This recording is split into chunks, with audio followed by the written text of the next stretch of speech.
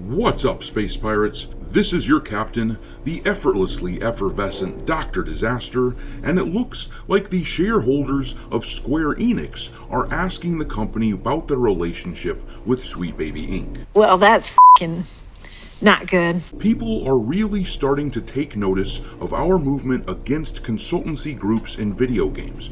Once we start seeing a large company like Square Enix take action against their relationship with Sweet Baby, I expect that the dominoes would start to fall. Industries like this, after all, are a monkey see, monkey do type place. That is how this woke shit got started in the first place. We've already seen one company removed from Sweet Baby's client list, which I will show you in a minute here, but hopefully Square Enix will be removed as well, and then others would be pressured to jump ship afterwards as well. Get the hell out of here!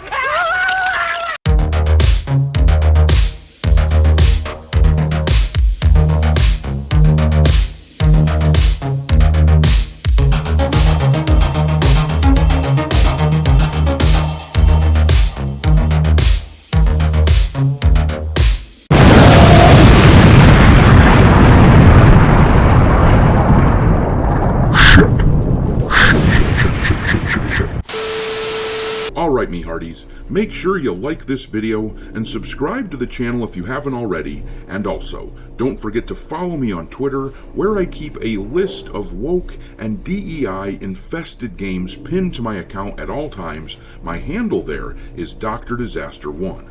But let's start this off by reading a bit of this article from That Park Place, where the headline says, Square Enix shareholder questions company about Sweet Baby Inc.'s involvement. Oh, shit! Alright, we're gonna skip down a ways past the article's description of what Sweet Baby Inc. is. By now, I assume that most of you know that consultancies like this are essentially companies that get paid to inject woke ideology into games like cancer on an otherwise healthy body. The article says, it appears at least one Square Enix shareholder was concerned about Square Enix being listed as one of Sweet Baby Inc.'s clients on the consultancy's website. And then below is an image of all the clients listed on Sweet Baby's website. And right here you can see that Square Enix is prominently listed among them.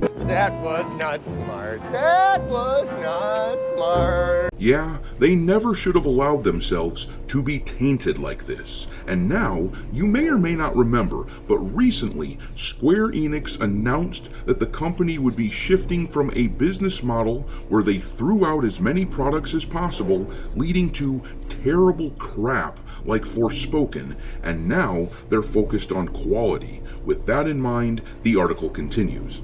The shareholder asked, during a recent report, I'm personally happy about the shift from quantity to quality. I hope good titles will come out in the future. I'm concerned about the Canadian consulting company Sweet Baby. Square Enix is listed as a client, but is there actually a transaction there? What kind of transaction is it? Will they continue to do so in the future? Square Enix president Takashi Kiryu responded, I would like to refrain from making specific comments about individual clients as we shift from quantity to quality. Providing content that is enjoyable and safe for our customers is also part of what makes a product fun. We will do our best as creators. What was his point? I have no idea. Dude, I don't get it. I don't get it either. Now, that was predictably about the most corporate response you can imagine. Completely non-committal and didn't say anything that could get himself in trouble. I don't like how he says providing content that is enjoyable and safe for our customers is also part of what makes a product fun.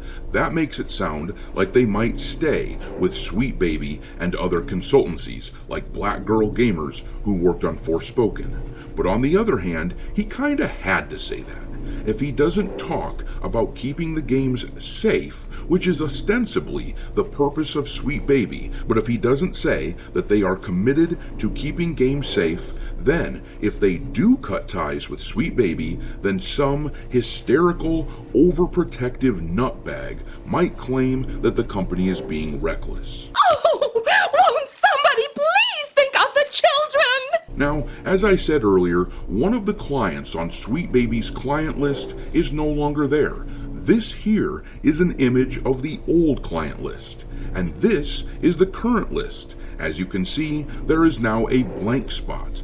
The company that was removed is this one here, the game studio Nereal, which made the game titled Reigns. Now, we don't know if the studio is no longer a client because of the blowback of Sweet Baby Inc. detected, which now sits at 400,000 plus members, the second largest curator group on Steam, but we don't know what the reason is that Nereal left as a client for Sweet Baby. Maybe it was just a contract thing or something like that. Maybe it was just economics. Who knows? But what we do know is that they are off the list, and that's good to see.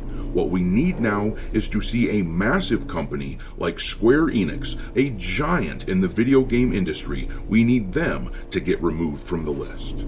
Because Square doesn't need this shit. They don't need morality nannies and HR harpies lecturing them constantly. It wouldn't surprise me if Sweet Baby was responsible for the semi-recent controversy surrounding Tifa getting censored in FF7 Rebirth. I mean, that is definitely a Sweet Baby type thing. For whatever reason, I'm fairly sure that it's just catty jealousy, but for whatever reason, these types of people, these wokesters, are pretty uptight when it comes to the female form. They hate scenes like the one that I've been playing in the background here with Tifa and Aerith in their swimsuits. But Square Enix doesn't need this shit. They just need to make games that people enjoy, and they can't do that with the likes of Sweet Baby running around and ruining shit. Think of everything you've ever hated about the HR department where you work, amplify that by 1,000, and that's what you get with these consultancy groups. Square needs to view Sweet Baby the same way that Michael Scott viewed his HR guy in The Office. Why are you the way that you are? Honestly, every time I try to do something fun or exciting, you make it not that way. In any event, this is bad news for Sweet Baby. You see, once this starts having an effect on a company's bottom line to the point that shareholders get involved, you could see actual change happen, especially in an Asian company like Square Enix, because the East has not been ideologically captured yet, not completely anyhow. And once again, once we see one of these companies make the move away from these consultancy groups, especially a giant like Square Enix, if we saw them make the move away from Sweet Baby, it would not surprise me if the dominoes started to fall and if we saw a bunch of these companies move away from consultancy groups. But I'm going to leave it there. What do you make of this recent occurrence? Drop your thoughts in the comment section below, and we will talk there. Thanks for watching, me hearties. If you haven't already, your captain is inviting you to subscribe to the channel and become a part of the crew. Life as a space pirate may not be glamorous, but there's always plenty of booty.